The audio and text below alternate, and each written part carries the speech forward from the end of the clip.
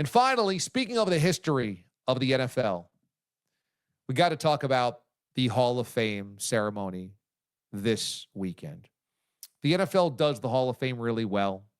The Hall of Fame game was nothing special, as the Chargers, obviously, and the Lions played an incredibly boring game, a blowout game.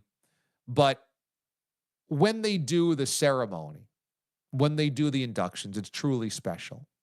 You had Antonio Gates welling up, talking about playing with Phillip Rivers as Rivers was there to watch the induction. But the truly special one was Sterling Sharpe and Shannon Sharpe, the first ever brothers in the Pro Football Hall of Fame. Now, think about how remarkable that is to not only have one son in the Pro Football Hall of Fame, but both sons in the Pro Football Hall of Fame.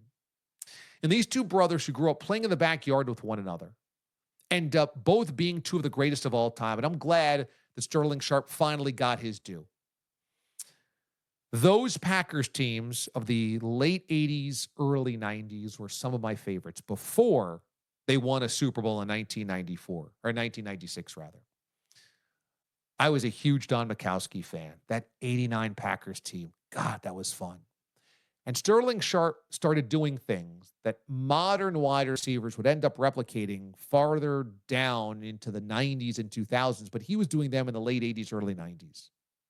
He's catching 110, 115, 120 passes.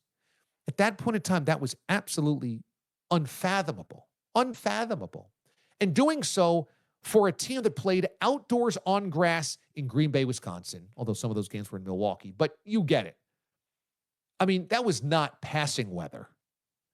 And Sterling Sharpe was an absolute monster, a beast. He was great in traffic. He was strong.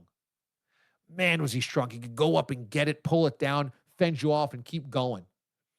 He was dynamic, he had great hands. I loved watching Sterling Sharpe play, and he didn't get the credit he deserved for a long time because of injuries, the neck injury, the spinal injury, cutting short his career. But he finally got it, and he is incredibly deserving. And watching him well up with tears and bringing Shannon up there as well. And those two guys crying together on stage as they both share gold jackets. Man, was that cool. Was that cool. And the NFL, the Hall of Fame inductions, they always strike a chord with me. But this year, they really did. It really, really did. I'm not sure if we'll ever see that again. Two brothers, two different positions, enshrined in the Football Hall of Fame together. Absolutely sensational.